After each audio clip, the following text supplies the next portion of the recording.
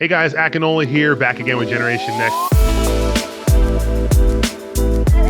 We are here with a 2-for-1. Never had two people in one interview before. This is new territory for me, for this organization, but I'm joined by two awesome women in the space, Steph and Aziza, and they both have esports organizations, and they're both women in the space, which is always something that you love to see. Can you talk to me about the importance of these women-only tournaments? I know a lot of naysayers are going to say, oh, how come there's something for women but nothing for men only, when they don't realize that they're not being excluded from anything in terms of bracket or societal pressure. So could you talk to me about the importance of having these women-only tournaments to get the word out and have more people in the scene, more women in the scene actively participate in these things? Yeah. When it comes to women tournaments, we started doing women-only events within Mortal Kombat, and we got a lot of flack for it because people were like, hey, it's very divisive.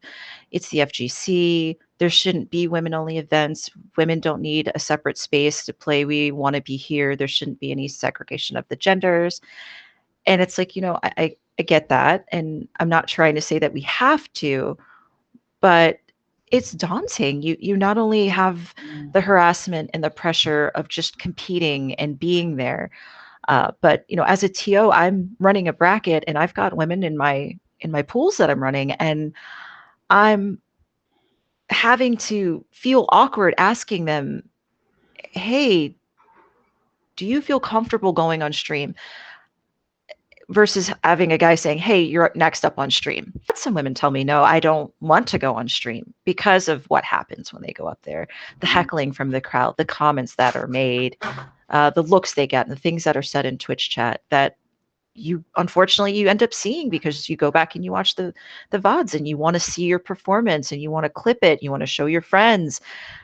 But then you get in there and you read all of the stuff that they're saying, and to you, that's the most important event and the most important moment in your gaming career. And you have to deal with seeing people put you down and automatically dismiss you just because of your gender. Mm-hmm. Like, I used to be one of the naysayers too. And then I had my own team full of men who had to deal with just the stress of going through bracket, just the stress of being on stream, just the stress of that.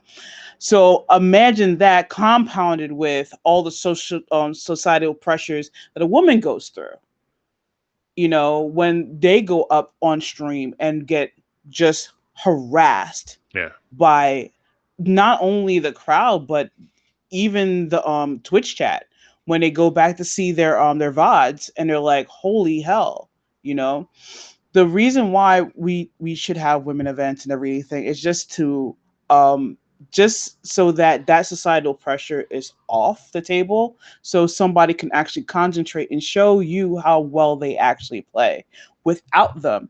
And it should be an entry level point so that you kind of grow the thick skin, because thick skins aren't really something you just have. You learn.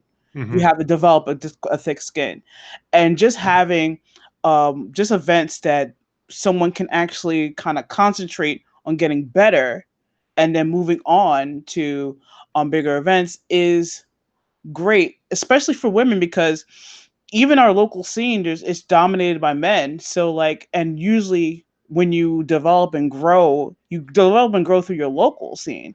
Mm-hmm. And if there's not a comfortable space for a woman, they're not going to develop and grow, because there's no place to actually compare tech, grow, practice with other people.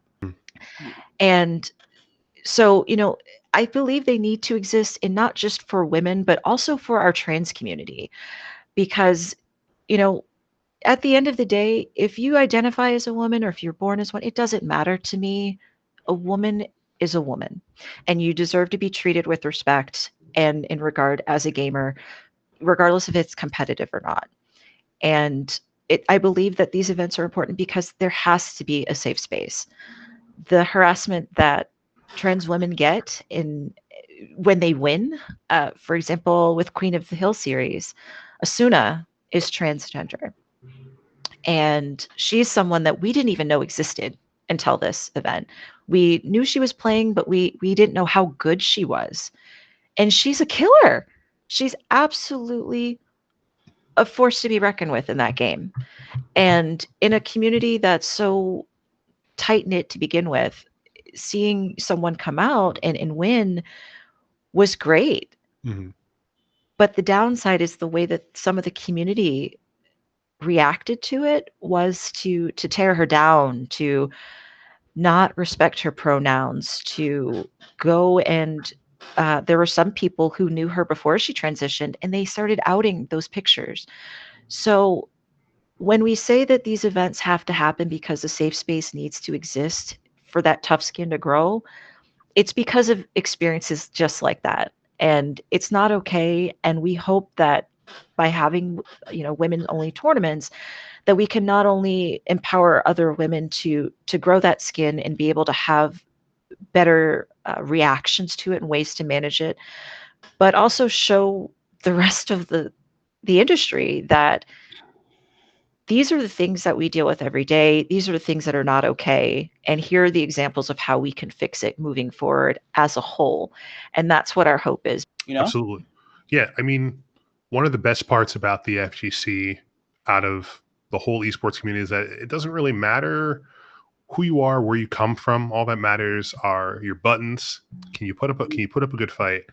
And that should be all that matters. But having people deal with things that aren't used to, whether it be women in the space or someone they're not used to, I mean, that increasing pressure is terrible for anybody to deal with, and nobody should have to deal with it. So I'm really glad that the both of you are making these spaces more accessible for women.